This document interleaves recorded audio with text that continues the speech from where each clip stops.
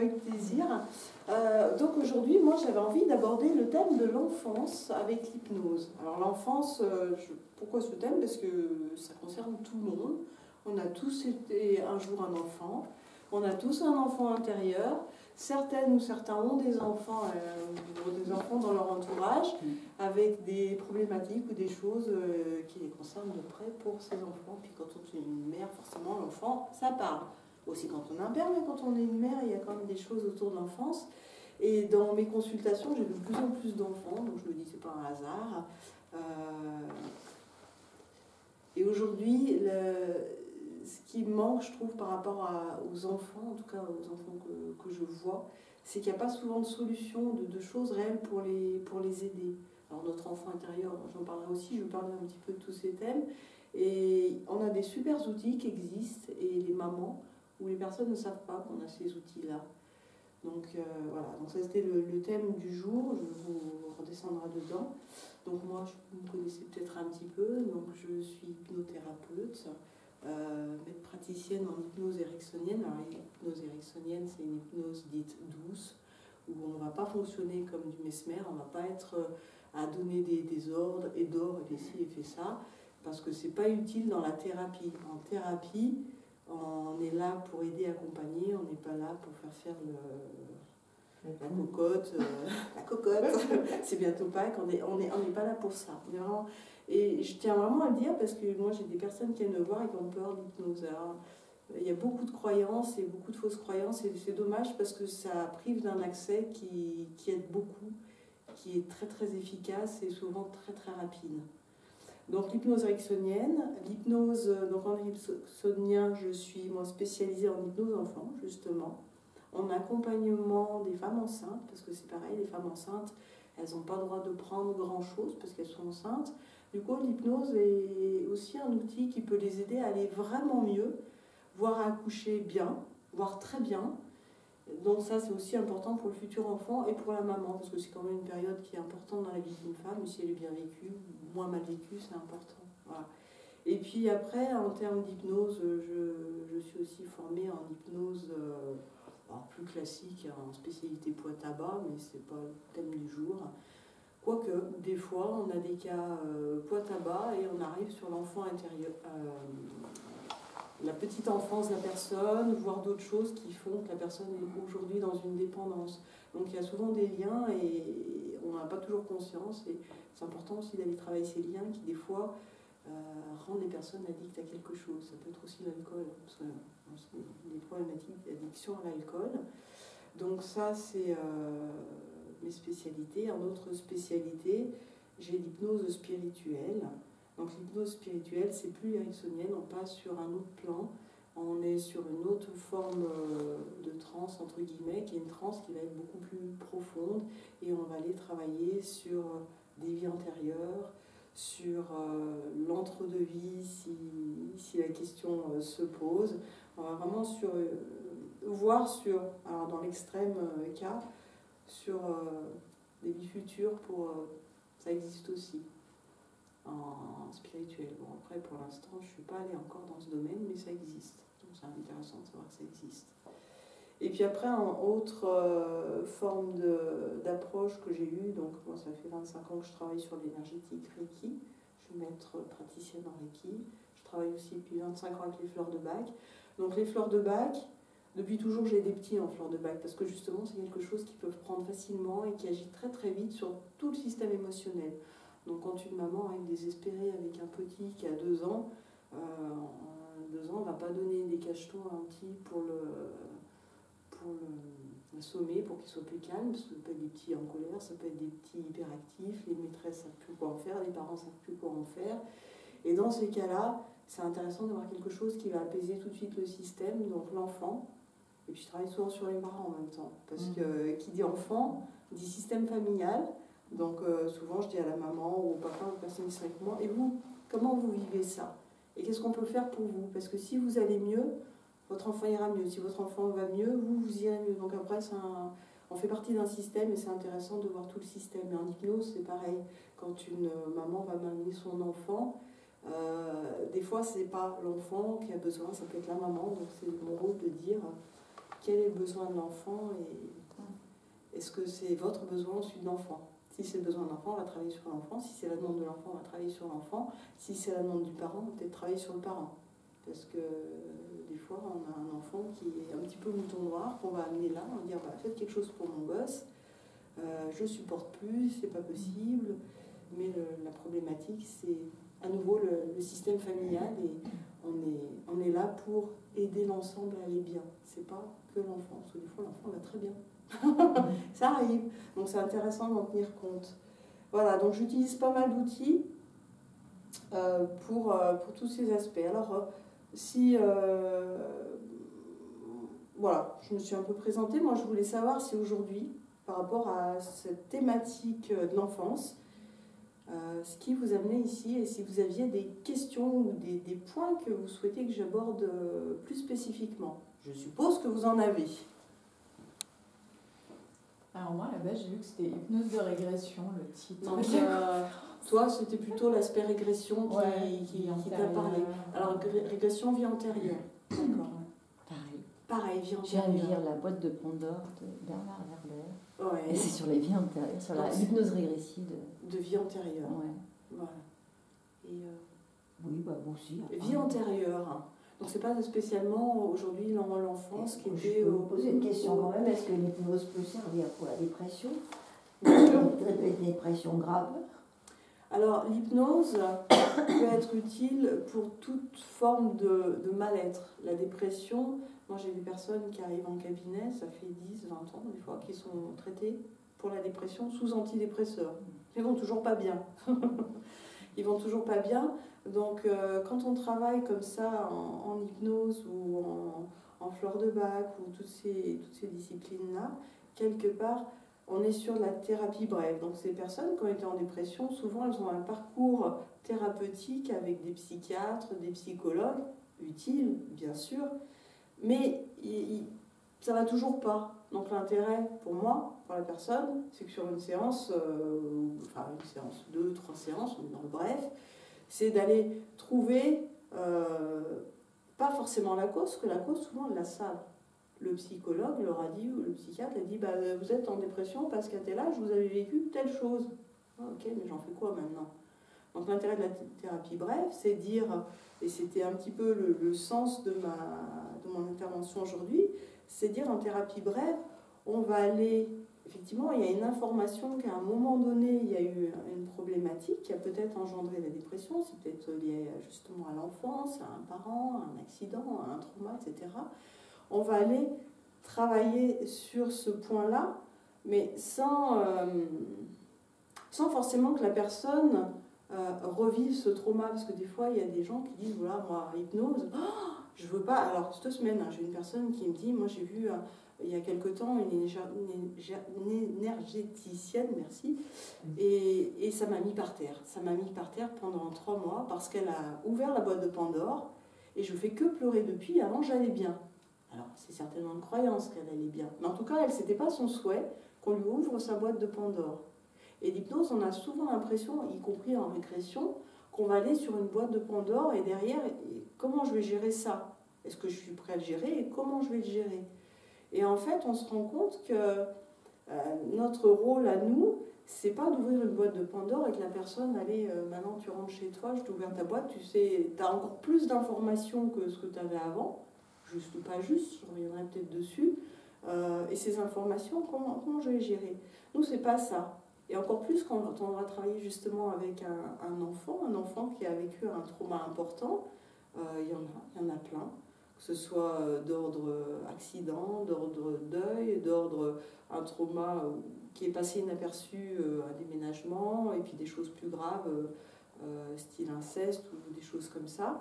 Quand on va aller travailler avec un enfant, on ne va pas lui faire revivre ça, parce que ce n'est pas le but du jeu du tout. Il sait. On sait tout ce qu'on a vécu, ou en tout cas, on le sait inconsciemment. Le truc, c'est qu'en hypnose, on va dire, ok, il s'est passé ça. L'émotion que la personne a vécue à ce moment-là, donc cas d'une dépression, ça peut être une émotion à un moment qui a été tellement forte ou tellement mal vécue qu'elle hante encore, elle est encore à l'intérieur.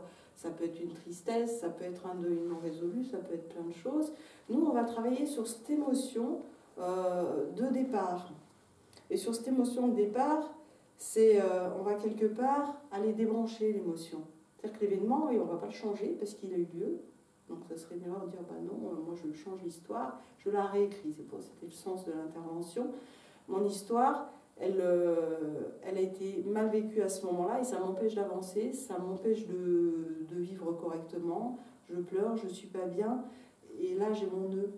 Alors nous, le nœud en hypnose, on va le trouver, je dirais entre guillemets, assez facilement parce que par exemple la personne va être avec moi puis elle va dire, bah, je ne suis pas bien. Alors, je vais lui dire, mais quand vous n'êtes pas bien, ça s'exprime comment? Alors, elle peut dire, je pleure, j'ai mal au ventre, c'est à tel moment, etc. Et on peut... justement, quand elle est en état modifié de conscience, on va aller poser ce qu'on appelle une encre de recherche au moment où elle est dans cette émotion qu'elle revit. Et puis l'encre de recherche va nous permettre d'aller chercher la période où il y a eu l'événement, parce qu'elle ne connaît pas toujours non plus l'événement, qui a été déclencheur. Donc par exemple, l'encre, c'est quelque chose, ça peut être quelque chose de physique. Au moment où elle m'explique son truc, je la fais monter dans cette émotion juste à ce moment-là, et je vais... Sur la ligne du temps, la personne est en transe, ou pas forcément, parce qu'en PNL, je pratique aussi la PNL, elle n'est pas forcément en transe. Je vais lui dire, bah maintenant, je m'adresse à ta partie inconsciente et tu vas aller à l'endroit au moment où il y a eu cette émotion, la première fois. Parce qu'après, c'est des émotions qui peuvent être récurrentes quand on les a vécues une fois, et après on sautera dans les vies antérieures, mais ce qui revient aujourd'hui, des fois, c'est des choses d'avant. Donc on dénoue les liens dans cette vie, mais effectivement, les liens, ils peuvent être un petit peu avant. Mais déjà, dans cette vie, c'est pas mal de bosser dessus. Donc la personne va reculer et son inconscient va l'amener. Et c'est super beau et c'est super surprenant. À un moment, elle va dire, elle va reculer vraiment, elle dit c'est là. Et là, il s'est passé quelque chose. Et ce quelque chose, elle sait le dire. Elle sait dire, bah là, moi j'ai une dame, toujours, elle me dit, bah, je me vois, je suis dans la poussette. Dans la poussette de maman, il y a du soleil, il y a ci, il y a ça. Et puis, qu'est-ce que tu ressens? Donc, l'intérêt de l'accompagnant, c'est de poser des questions pour aider à mieux travailler, parce qu'en hypnose, c'est pas tu dors et puis moi je fais le boulot. C'est pas moi qui fais le boulot, c'est la personne. Parce que si moi je le fais, la personne, elle n'avancera pas. Elle, il faut que ça se dénoue à l'intérieur, il faut que l'inconscient libère et fasse le travail qu'il a à faire à l'intérieur, en sachant que cette partie inconsciente est toujours là pour nous aider, pour nous protéger. C'est la partie qui sait. Donc quand elle va amener un événement, la même chose pour les vies antérieures, c'est un événement qu'on est prêt à vivre, ou qu'on est prêt à voir, ou qu'on est prêt à régler. Il ne nous emmène pas si c'est pas prêt, si c'est pas ouvert. Sinon, ou si jamais on sent, nous, en tant que thérapeute, que ça peut être trop fort pour la personne, on a aussi, donc autant on a une encre de recherche, on a aussi des encres de protection. C'est-à-dire qu'avant, on aurait pu poser des encres où la personne est dans un état très très bien.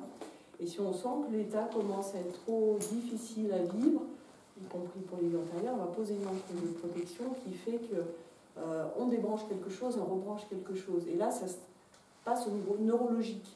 Une encre, c'est neurologique. C'est un peu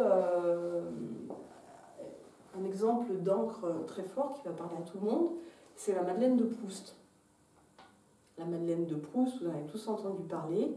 On a tous, à un moment donné, une odeur qui, quand on va sentir une odeur, je ne sais pas, chez vous, un gâteau, instantanément, vous allez revenir à une période où cette odeur avait une importance pour vous, agréable ou désagréable. Ça peut être un gâteau que faisait maman quand j'étais petite, et instantanément, quand je sens cette odeur, paf, je repars à cette période, et pour moi, ça veut dire quelque chose. Ça, c'est une encre.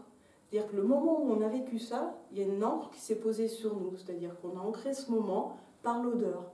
Comme on peut ancrer un moment par la vue. C'est-à-dire que là, je me souviendrai peut-être toute ma vie qu'à ce moment-là, il y a une personne, il y a un de mes parents qui m'a dit « t'es nul, et quand tu fais ça, t'es nul, et tu seras toujours nul, et tu n'y arriveras pas ». Ça, c'est des encres qui ont été posées. Donc on a des encres physiques aussi. À un moment donné, peut-être que quand je suis allée dans l'eau la première fois, j'ai eu froid, ou j'ai eu peur. Là, c'est l'encre, elle est physique. C'est quand j'ai eu le contact de l'eau, j'ai eu vraiment ce froid et cette peur. Donc on la porte toute sa vie.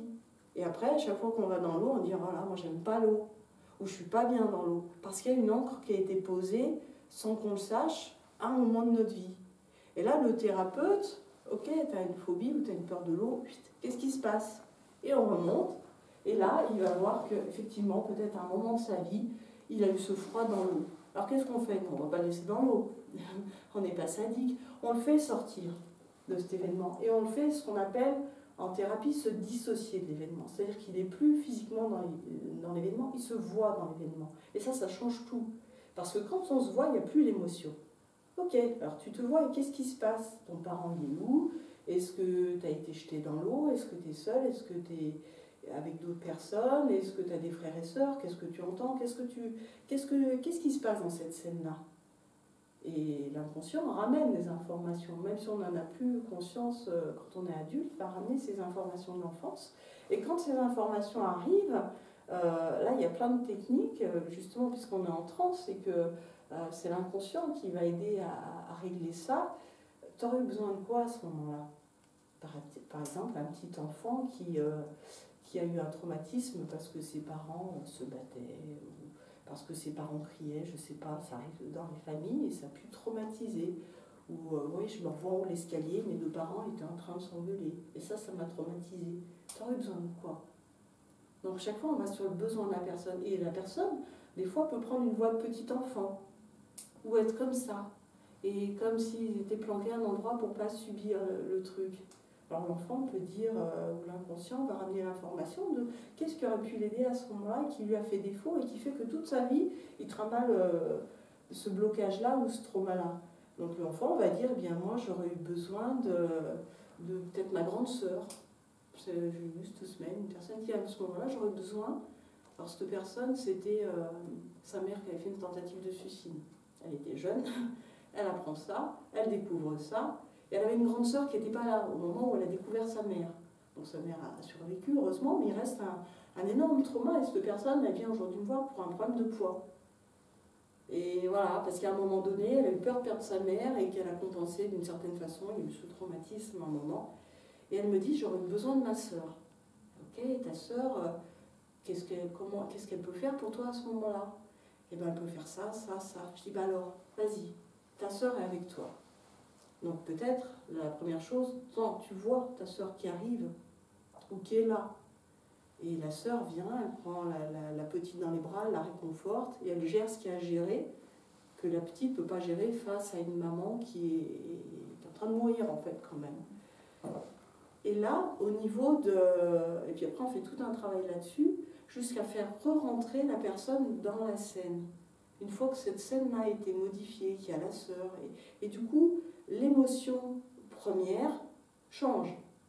Parce que maintenant, j'ai ma sœur qui est avec moi. Alors ça paraît un petit peu fou, parce qu'on peut faire plein de choses. On peut dire à la personne, visualise que si par exemple elle a été maltraitée par un parent, il aurait besoin de quoi ton parent pour aller mieux? De quoi il aurait besoin à ton avis? Et les personnes savent très bien dire. Il était malheureux, ou il aurait besoin d'amour, ou il aurait besoin... Alors comment on peut lui donner cet amour à ce parent? Ça serait quoi, toi, ta façon de donner l'amour à ce parent pour qu'il ne te maltraite pas, ou pour que ça se passe autrement avec toi? Et bien, il va dire, alors je sais pas, ça peut être un nuage lumineux qui descend sur le parent, et ça marche très très bien ça, et il voit son parent qui se remplit de cet amour dont qu'il ne possédait pas à ce moment-là, et cet amour-là, je dis maintenant, ton parent qui est rempli d'amour, comment il se comporte avec toi? Et là, on voit les visages des personnes qui changent. Elle va dire, ah ouais, c'est différent. Là, il me prend dans ses bras, ou il s'approche de moi. Qu'est-ce qu'il dit? Qu'est-ce qu'il fait? Et bien, il fait ça, et on se rend la personne tout de suite qui s'apaise. Et cette nouvelle écriture de cette histoire-là, à ce moment-là, eh bien, change tout. C'est-à-dire que chaque fois que la personne pensera à cet événement, elle gardera la dernière image, qui n'est pas la réelle, on est d'accord, c'est pas ça qui s'est passé. Mais elle gardera cette image-là qui sera imprégnée dans ses cellules, qui va remplacer la première.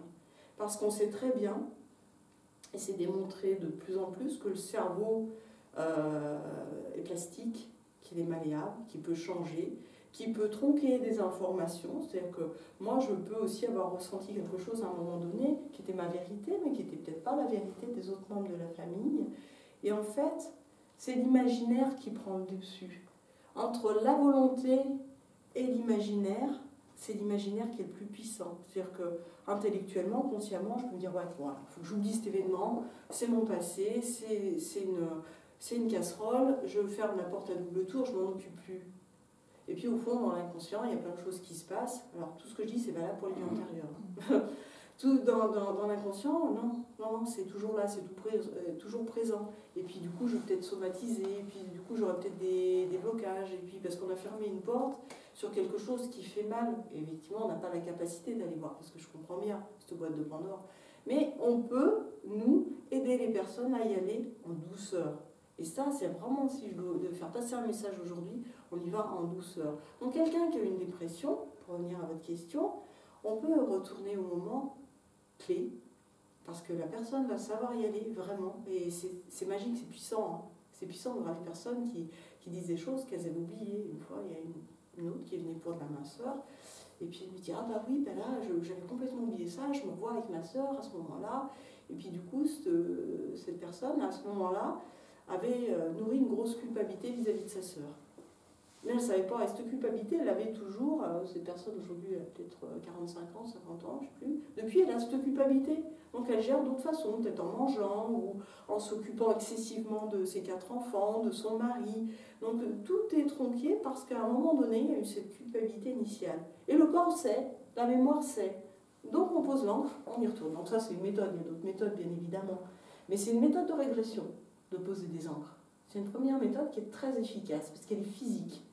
Comme le kinésio qui va aller savoir physiquement ce qui se passe. Le corps a toutes les mémoires. Donc ça, c'est une mémoire qui ne trompe pas. Donc on réécrit ce moment et après, effectivement, ça libère quelque chose. C'est-à-dire que l'événement il a eu lieu, mais j'ai plus l'émotion. Donc je ne serai plus en réaction par rapport à cet événement qui m'a plombé peut-être toute ma vie. Alors, du coup, je vais parler quand même de cette période in utero, qui est le début des régressions un petit peu loin. Récemment, j'ai vu et moi j'ai eu le cas aussi en cabinet, de choses qui se sont passées in utero. La maman ne se souvient pas, l'enfant ne se souvient pas, mais ça a eu lieu. Et du coup, dans la vie, il y a plein de choses qui font que cette période in utero, même si de plus en plus on le sait, on a la conscience de ça, que ce qui se passe dans le ventre de la maman, eh bien, ça a une incidence très importante plus tard, ou en tout cas dans la vie de la maman à ce moment-là, ou de la famille, l'enfant, c'est une éponge et il sait exactement tout ce qui se passe. Et de plus en plus, on se rend compte que soit in utero, un nouveau-né, il a toutes ces mémoires-là. Et c'est pour ça que c'est intéressant aussi d'accompagner les femmes enceintes, des fois quand il y a des peurs, des choses de ce genre. Donc in utero, j'ai vu une émission la semaine dernière que j'ai trouvé vraiment... qui parlait vraiment de cette histoire-là. C'était des personnes qui avaient ce qu'on appelle le syndrome du jumeau absent. Alors, je ne sais pas si vous en avez entendu parler. J'ai vu l'émission. Elle est magnifique. C'est-à-dire qu'à un moment donné, c'est des personnes qui ont vécu d'une façon bancale toute leur vie. Voire qu'on fait plusieurs tentatives de suicide en se disant « je me sens seule ». Mais vraiment seule, je ne sais pas pourquoi, depuis que je suis toute petite, je me sens tout le temps seule, je m'isole, j'ai un manque au fond de moi, j'ai l'impression que je n'ai pas le droit d'être là, que je n'ai pas ma place, etc. Et ça, c'est vécu très violemment par les personnes. Et personne, donc les psychiatres, les psychothérapeutes, on s'est bossé dessus, mais on continue à être mal, à faire ces tentatives de suicide, parce qu'il y a une espèce de, peut-être, de douleur, de peur, de culpabilité, donc on revient sur les émotions, que le petit jumeau a vécu quand il était avec le deuxième jumeau dans le ventre de la maman. Et le deuxième jumeau est mort, ou est parti. Donc ça peut être dans le premier mois de grossesse. La mémoire, elle est là. Ça peut être dans les 3 mois. Ça peut être 2 jumeaux qui sont nés en même temps, puis un qui est décédé à la naissance. Et puis celui qui reste, on n'aura même pas forcément dit qu'il y en avait un autre. Donc c'est encore pire, parce qu'il y a une espèce de non-dit. Et le non-dit, on sait très bien qu'on a la mémoire de ce non-dit. On sait quand il y a un non-dit. Et du coup, toute la vie, on cherche quelque chose parce que les mots n'ont pas été posés. Et ces personnes, dans l'émission, il y en a 2 qui ont fait l'expérience, après ces parcours difficiles, violents, de solitude, de ne pas comprendre ce qui leur arrivait, de se dire « mais pourquoi moi je suis comme ça, pourquoi je vis ça ?» Eh bien, ces personnes, elles ont fait 1 ou 2 séances d'hypnose, des fois une seule peut suffire. C'est ça qui est magique, entre guillemets, pour aller réparer cette douleur. Et donc elles sont revenues in utero, avec ce jumeau à côté. Donc il y en a une qui disait très bien, moi j'avais la conviction, on lui avait dit que c'était une fille, et elle avait la conviction que son jumeau c'était un garçon, un petit frère, elle appelait son petit frère. Et là, quand elle est revenue in utero, elle s'est revue avec l'énergie du garçon. Elle a pu revivre ce moment où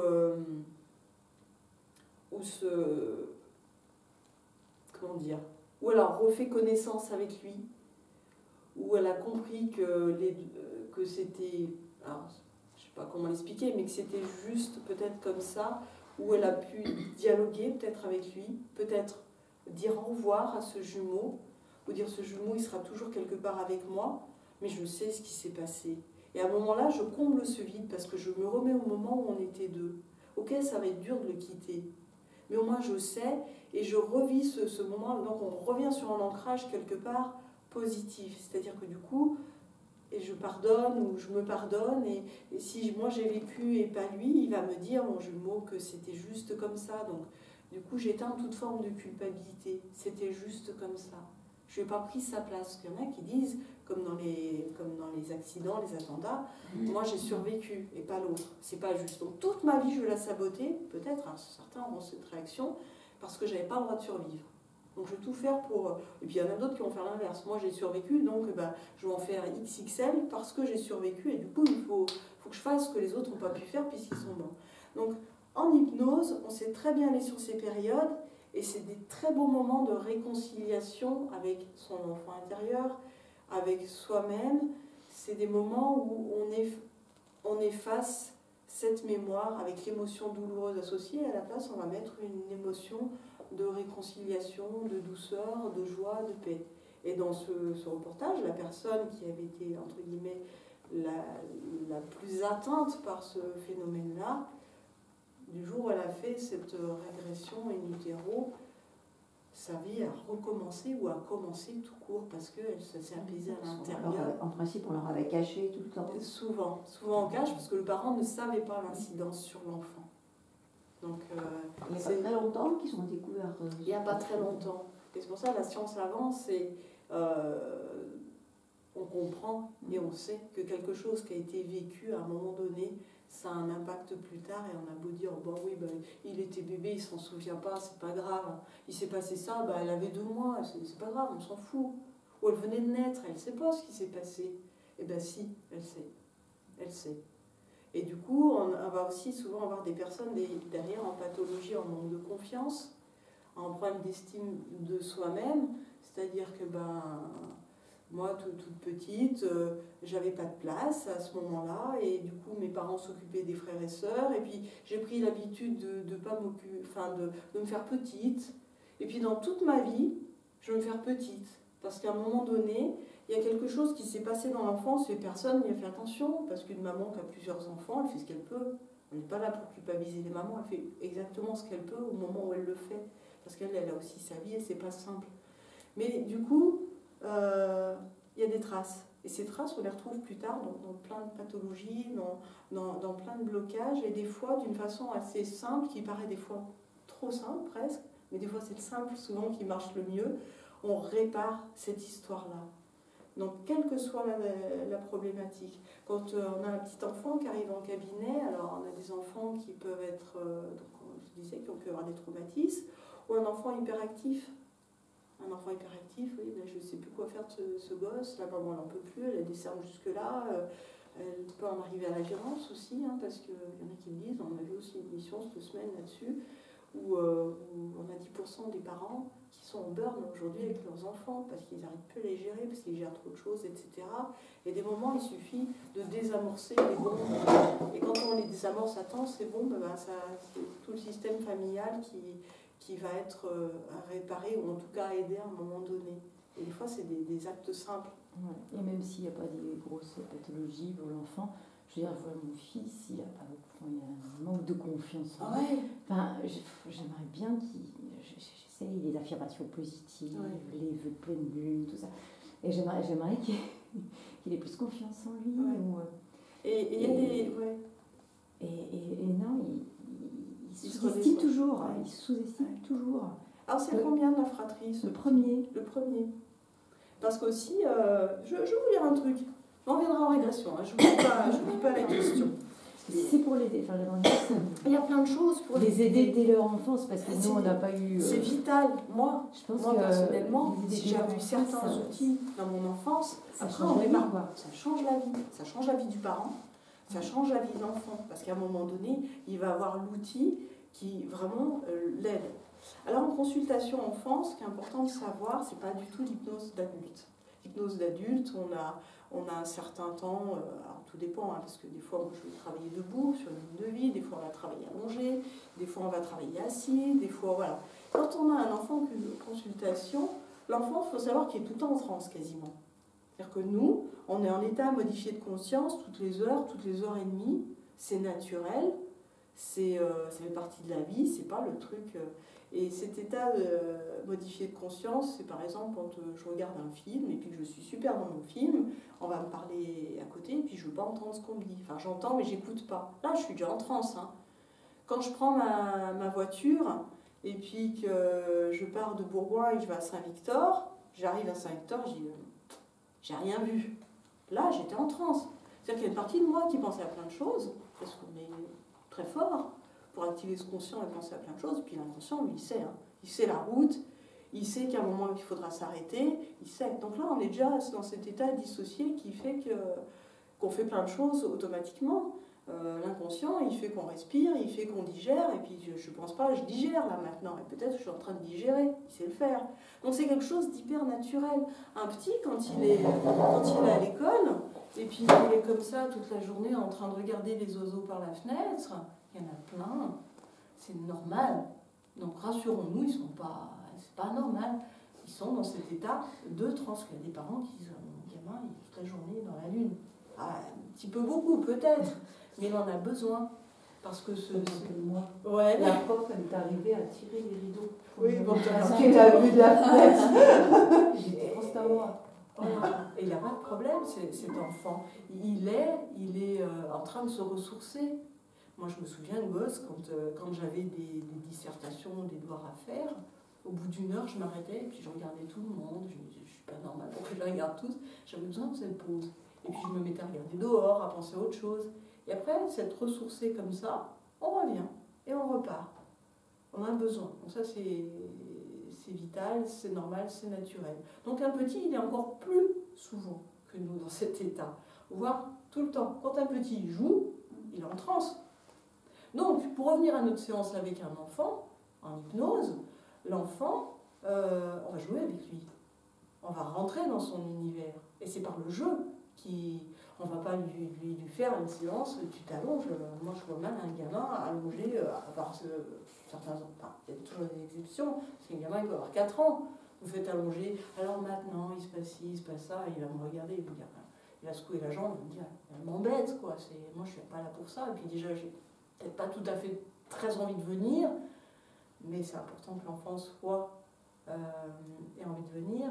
Donc la consultation avec un enfant, je passais un petit peu de temps avec les deux, avec le parent ou les parents et l'enfant, et puis ça va peut-être durer 10 minutes. Le parent va me dire quel est son souhait, mais après, moi, le parent, il va sortir de la pièce. Alors les parents, des fois, ils disent, ouais, qu'est-ce qu'elle va faire? J'explique à mon parent comment ça se passe. Que l'hypnose, je ne vais pas lui manipuler son gosse, et puis je ne vais pas en faire, je ne vais pas lui mettre des trucs, une puce dans la tête, hein, c'est pas ça, pas du tout. Mais bon, il peut y avoir des peurs des parents, toujours pareil, face à l'hypnose. Le parent, il sort parce que, en général, quand le parent sort, ça y est, l'enfant, il est lui-même, et je lui dirais, toi, qu'est-ce que tu veux, toi? Qu'est-ce que tu veux pour aller mieux? Il le sait ce qu'il veut. Et c'est pas forcément ce que veut le parent. Il veut dire, ouais, mon parent, il arrête de m'embêter avec ça. T'aurais besoin de quoi, toi? Donc on revient toujours sur t'aurais besoin de quoi? Et il le sait de quoi il a besoin. Le petit, pour avoir confiance en lui, il va peut-être dire, ouais, moi j'aurais besoin de ça pour avoir confiance en moi. Ok. Et là, on va rentrer dans son univers complètement. C'est-à-dire qu'une séance avec un petit, moi dans le cabinet, j'ai des trucs très... Il y a des feuilles pour dessiner, il y a des crayons de couleur, il y a des balles, il y a des épées, il y a des baguettes magiques, il y a des poupées, il y a plein de choses. Donc l'enfant, surtout quand ils sont petits, on va dire, bon alors, ton manque de confiance, est-ce que tu peux me le dessiner? Si c'était quelque chose, à quoi ça ressemble un manque de confiance pour toi? Ça serait noir, ça serait... Est-ce que tu peux me le dessiner? Ou il va me sortir une balle ou un truc, il va me dire c'est ça. Donc un enfant, il va savoir dessiner. Souvent, ils sont hyper créatifs, on les sous-estime. Et c'est génial de bosser avec des enfants parce qu'ils sont tellement vite partis et tellement créatifs, donc peut-être qu'il va me le dessiner, son truc. Ok, donc ton manque de confiance, c'est ça. Alors maintenant, alors c'est un exemple, hein, on va créer un chemin. Et quand tu avances sur ce chemin, il se passe plein de choses. Et plus tu avances sur ce chemin, plus tu te sens bien, plus tu te sens... Et puis là, quand est-ce que tu aimerais avoir la confiance? Si toi, tu as un manque de confiance, peut-être, ouais, moi je suis inquiet quand je vais avoir un exercice à l'école, j'ai peur de rater, ou j'ai peur de mal faire. Donc c'est ce truc-là, ce manque de confiance qui t'embête. Donc il est matérialisé au sol, sur le chemin, par exemple. Hein, c'est un exemple, hein, parce qu'on a plein d'autres façons de travailler. Et puis toi, tu veux aller là-bas. Et à ton avis, comment toi tu ferais pour aller là-bas? Et pareil, il sait l'enfant. Moi, je ne sais pas pour lui. Alors l'enfant, une fois j'avais une petite fille comme ça pour l'énurésie le jour. Comment tu ferais toi? Mais elle m'a fait un sketch super. Et ben moi je ferais ça, je mettrais des petites flèches au sol. Alors on va les mettre, des petites flèches au sol. Et puis ce truc qui te gêne, tu as envie de l'enlever. Ça t'embête dans ta vie tous les jours. Ouais, j'ai envie de l'enlever. Alors comment tu vas l'enlever? Eh ben, tu fais quoi? Tu prends une baguette, tu le fais disparaître, tu le pousses du chemin, tu le réduis. Qu'est-ce que t'en fais de ce truc? Donc on est sur du symbolique avec l'enfant. Et c'est la même chose avec les traumatismes, les choses comme ça. On est tout le temps sur du symbole. Donc on ne va pas du tout aller l'irriter avec quelque chose qu'il a vécu. Hein. Ça peut être un inceste, ça peut être à nouveau le truc qui le dérange au fond. Il ne va pas savoir donner le mot. Hein. Mais ça va être vraiment le symbole posé sur le sol ou ailleurs qui représente son mal-être. Et lui, il va dire, alors, est-ce que tu as un personnage qui peut t'aider? Comment tu peux être aidé si toi, tu n'arrives pas tout seul? Alors, t'aimes quoi comme personnage de bande dessinée ou de jeux vidéo? Ah ouais, mais moi, un tel, j'ai vu, il est puissant. Il a quoi? Il a une épée? Ouais, il a une épée. On va chercher l'épée. Elle est comme ça, l'épée? Elle est plus grande. Ou tu la visualises comment? Alors, l'enfant, il va la visualiser. Et puis, ils parlent vraiment dans des scénarios. Ils sont en transe complète parce qu'ils sont complètement dans l'imaginaire. Et il va dire, bah, ouais, moi, ce truc-là, eh ben, j'en fais ça, j'en fais ça, j'en fais ça. Et là, c'est bien, ça a changé de forme, c'est mieux, ça a disparu, c'est comment pour toi? Ah ouais, c'est bien, on peut le faire voler au-dessus. Parce que quand on vole au-dessus d'un problème, on ne voit plus de la même façon. Ah ouais, bah ouais, comme ça c'est... Ouais, ça c'est bien, ça me va. Jusqu'à ce que ce soit OK pour l'enfant. Donc lui, il aura fait ce qu'il faut avec cet objet. Et du coup, pareil, un manque de confiance, un traumatisme peuvent être des fois réglés aussi simplement que ça. On se dit, ah, c'est trop facile. Mais ce qui est facile fonctionne super bien. Donc c'est vraiment très très ludique. Et les enfants adorent. Et moi j'ai des enfants qui partent, ils vont garder leur dessin. Alors le dessin initial, t'en fais quoi de ce dessin maintenant? Comment tu le changes ce dessin? Alors il va peut-être coller des gommettes de couleur dessus pour changer. Ou il va peut-être, si c'était un personnage triste, il va peut-être mettre un sourire. Il va le modifier son dessin. Parce que dans sa représentation, dans sa mémoire, dans son imaginaire, c'est changé. Quand c'est changé, c'est durable. C'est pour tout le temps. Parce qu'on a touché une émotion. Et lui, il sait qu'il a touché ça, qu'il a rayé ce truc. Comme pour les peurs nocturnes. Ah, qu'est-ce qui te fait peur? Qu'est-ce qui pourrait t'aider? Ah ouais, ben moi, ce qui pourrait m'aider, c'est mon chien. Vous imaginez que mon chien est dans la pièce, parce que mon chien, il va ce truc-là, qui me fait peur, qui est sous le lit. Alors les enfants, pour le truc, qui leur font peur, c'est sous le lit, il y en a plein.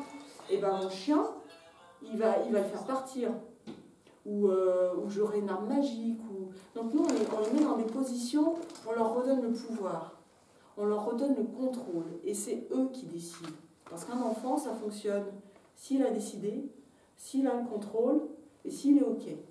Et le jeu, il n'y a rien de tel que le jeu. Donc c'est des séances super agréables. Et pour nous, parce que ceux qui font le boulot, juste nous, on les oriente au bon endroit. Et ils y vont à fond, hein. Ils adorent ça. Et après, ils ramènent les dessins, ils disent... récemment, moi j'ai vu un petit garçon qui tapait dans les murs. Il était en colère, il y avait plein de choses, et ses parents n'en pouvaient plus.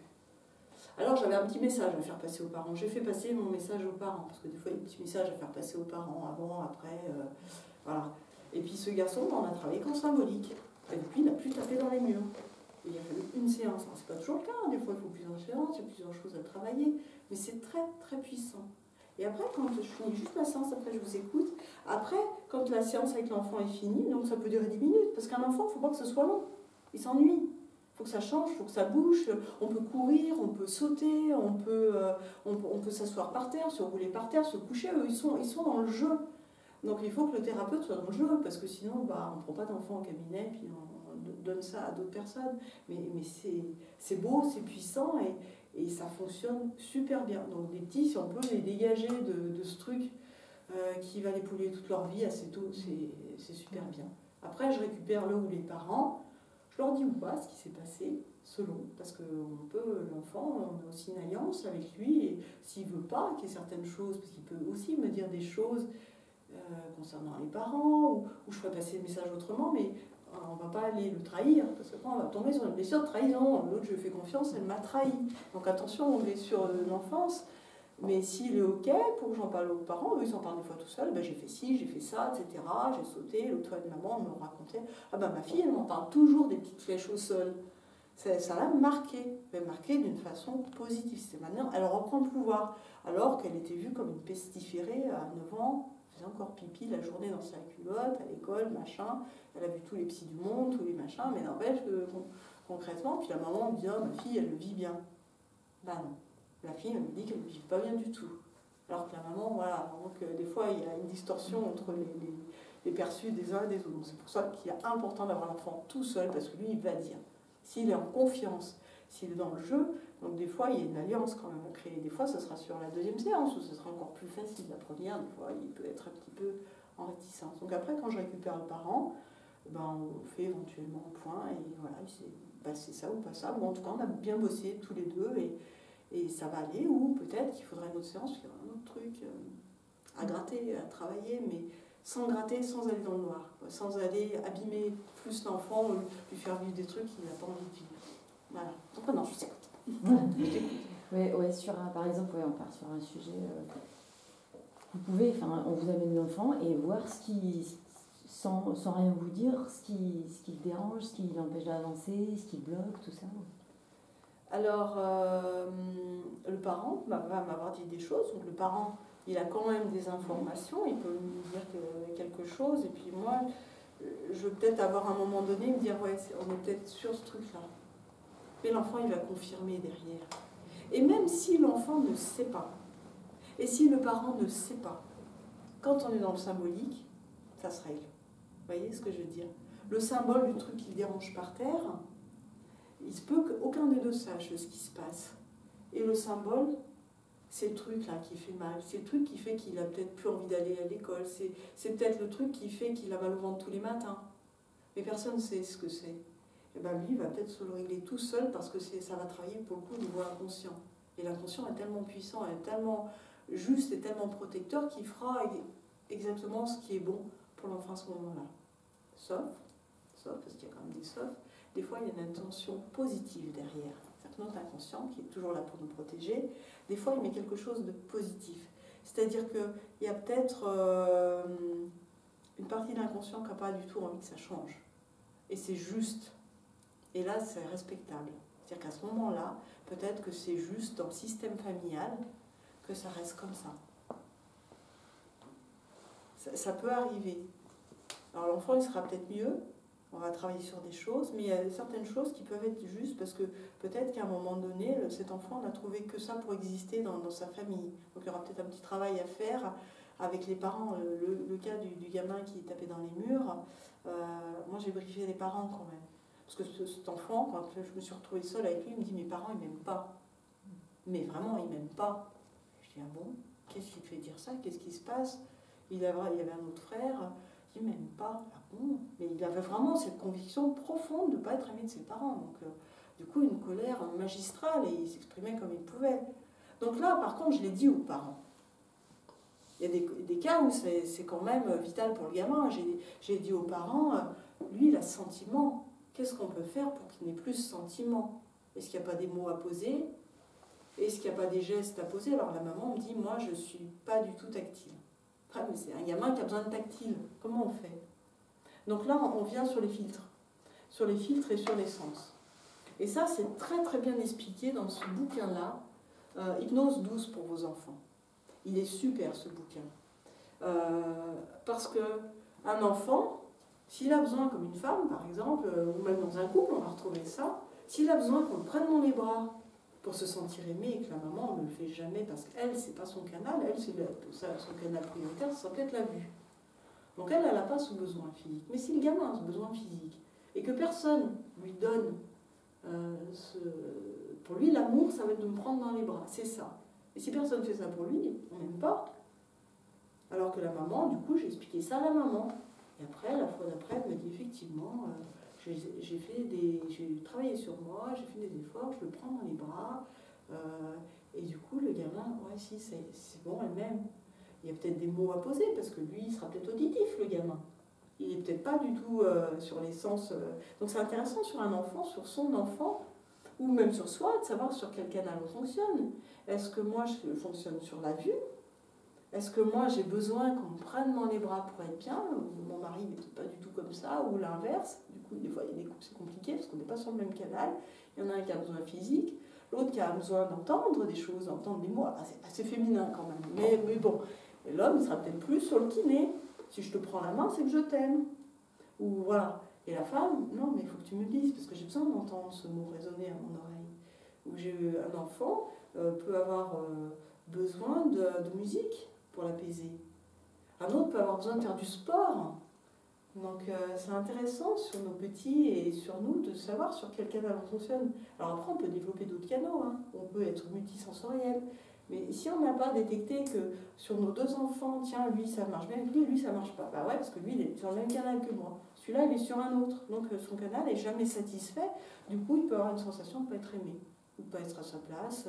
Parce que ce dont il a besoin, ça n'a pas été. Et il va dire, l'enfant.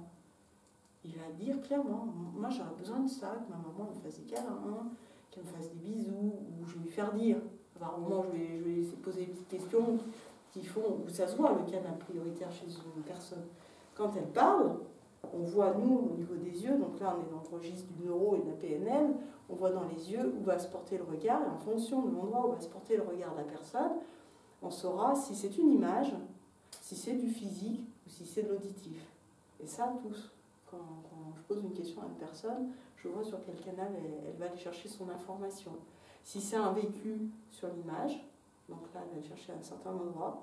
Si c'est un vécu qu'elle a entendu, c'est pas pareil, on ne va pas s'adresser aux personnes en hypnose ou en thérapie selon notre canal, mais selon le canal de l'autre, pour que l'autre entende ou comprenne ce qu'on lui dit. Parce que si moi je reste dans ma carte du monde, dans mes canaux,